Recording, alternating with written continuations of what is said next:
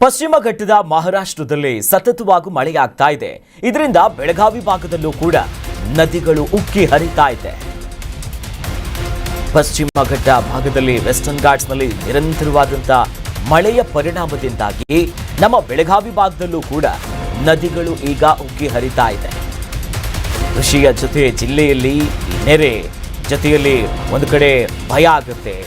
ಮೈದುಂಬಿ ಹರಿತಾ ಇದೆ ಕೃಷ್ಣಾ ನದಿ, ದೂದ್ಗಂಗಾ ಇರ್ಬೋದು, ಹಿರಣ್ಯಕೇಶಿ ನದಿಯ ನೀರಿನ ಮಟ್ಟವೂ ಕೂಡ ಏರಿಕೆ ಆಗ್ತಿದೆ. ಮಳೆ ಬಂದಿರೋದು ಒಂದು ಕಡೆ ಖುಷಿ ಇದೆ. ಮಳೆ ಬಂತು, ಬರಗಾಲದ ಪರಿಸ್ಥಿತಿ ಬಂದ್ಬಿಡುತ್ತಾ, ಜಲಕ್ಷಾಮ ಆಗುತ್ತಾ ಅನ್ನೋ ಹಾಹಾಕಾರ ಇತ್ತು. ರೈತರು ಮಳೆಗಾಗಿ ಪೂಜೆ ಪುನಸ್ಕಾರ, ಹೋಮ ಹವನ, ಕಪ್ಪೆಗೆ ಮದುವೆ ಮಾಡಿದ್ರು, ಕತ್ತೆ ಮೆರವಣಿಗೆ ಮಾಡಿದ್ರು. ಹೀಗೆ ಮಳೆಗಾಗಿ ಬರಲಿ ಅನ್ನೋ ನಿಟ್ಟಿನಲ್ಲಿ ಒಂದಿಷ್ಟು ಪೂಜೆಗಳಾಗ್ತಾ ಇತ್ತು. ಸದ್ಯ ಕೃಷ್ಣಾ ನದಿ ತುಂಬಿ ಹರಿತಾ ಇದೆ. ಅಂದರೆ ಆ ಭಾಗದಲ್ಲಿ ಬರುವಂಥ ದೂದ್ಗಂಗಾ, ವೇದಗಂಗಾ, ಹಿರಣ್ಯಕೇಶಿ ನದಿಗಳು ಕೂಡ ಈಗ ಸಾಮಾನ್ಯ ಮಟ್ಟಕ್ಕಿಂತ ಅತಿ ಹೆಚ್ಚಿನ ಸಂಖ್ಯೆಯಲ್ಲೇ ಹರಿತಾ ಇದೆ.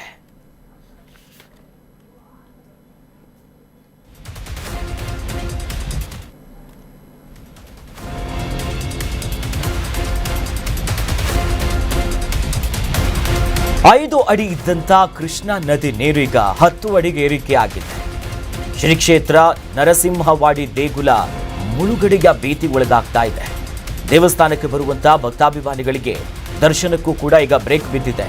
ಸಂಗಮದ ಪ್ರಸಿದ್ಧ ಸಂಗಮೇಶ್ವರ ದೇಗುಲ ಜಲಾವೃತ ಆಗಿ ಹೋಗಿದೆ. ಈಗಾಗಲೇ ಕೃಷ್ಣೆ ಮತ್ತು ಪಂಚಗಂಗಾ ನದಿ ತಟದಲ್ಲಿರುವಂತಹ ಒಂದು ಪವಿತ್ರ ದೇವಸ್ಥಾನ ಇದು. ಅಪಾರ ಸಂಖ್ಯೆಯ ಭಕ್ತಾಭಿಮಾನಿಗಳು ಬರ್ತಾರೆ. ನರಸಿಂಹವಾಡಿ ದೇವಸ್ಥಾನ ಒಂದು ಕಡೆ ಮುಳುಗಡೆಯಾಗಿದೆ. ನಂತರ ಸಂಗಮದ ಪ್ರಸಿದ್ಧ ಸಂಗಮೇಶ್ವರ ದೇವಸ್ಥಾನ ಕೂಡ ನಾವು ದೃಶ್ಯದಲ್ಲಿ ಗಮನಿಸ್ತಿದ್ದೀವಲ್ಲ, ದೇವಾಲಯ ಜಲಾವೃತ ಆಗಿದೆ, ಹೋಗೋದಕ್ಕಾಗ್ತಾ ಇಲ್ಲ.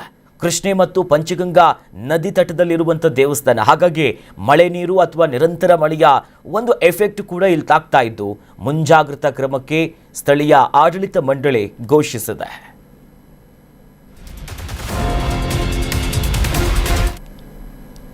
ಪಶ್ಚಿಮ ಘಟ್ಟ ಪ್ರದೇಶದಲ್ಲಿ ಧಾರಾಕಾರ ಮಳೆಯಾಗ್ತಾನೆ ಇದೆ, ಮುಂದುವರಿತಾ ಇದೆ ಮಳೆ.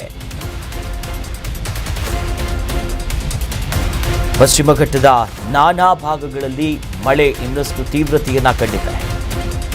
ಹಬ್ಬಾನಟ್ಟಿ ದೇಗುಲಕ್ಕೆ ಮಲಪ್ರಭಾ ನದಿ ನೀರು ನುಗ್ಗಿಬಿಟ್ಟಿದೆ.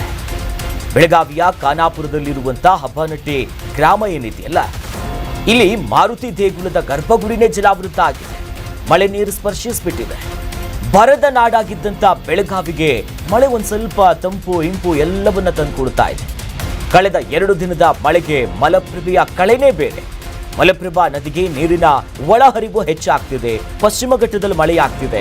ಇನ್ನು ಆ ಭಾಗದ ಆಂಜನೇಯ ದೇಗುಲ, ಶಿವಲಿಂಗ ಎಲ್ಲವೂ ಕೂಡ ಜಲಾವೃತ. ಒಂದು ರೀತಿ ಜಲಾಭಿಷೇಕ ನ್ಯಾಚುರಲ್ ಆಗಿ ದೇವಸ್ಥಾನಕ್ಕೆ ಆಗ್ತಾ ಇದೆ. ಪ್ರತಿ ಬಾರಿಯೂ ಕೂಡ ಮಳೆ ಬಂದಾಗ ಇಂಥ ಸನ್ನಿವೇಶ ಬರುತ್ತೆ ನೋಡಿ. ರಾಮ ಲಕ್ಷ್ಮಣ ಸೀತೆ ಇರುವಂಥ ವಿಗ್ರಹ ನೋಡಿ, ಗರ್ಭಗುಡಿ ಒಳಗಡೆ ದೇವರ ಕುತ್ತಿಗೆ ಭಾಗದವರೆಗೂ ಕೂಡ ನೀರು ಬಂದಿದೆ. ಬೆಳಗಾವಿಯ ಖಾನಾಪುರ ಸುತ್ತಮುತ್ತ ಎಲ್ಲ ಭಾಗದಲ್ಲೂ ಕೂಡ ಇದೆ. ಮಲಪ್ರಭೆ ಕೂಡ ತುಂಬಿ ಹರಿತಿದ್ದಾಳೆ. ಈಗಾಗಲೇ ಒಳಹರಿವು ಹೆಚ್ಚಾಗಿದೆ. ಆಂಜನೇಯ ದೇಗುಲ ನೋಡ್ತಿದ್ದೀವಿ, ಶಿವಲಿಂಗ ಇರ್ಬೋದು, ಅಥವಾ ರಾಮನ ಮೂರ್ತಿಯೂ ಕೂಡ ಜಲಾವೃತ ಆಗಿದೆ.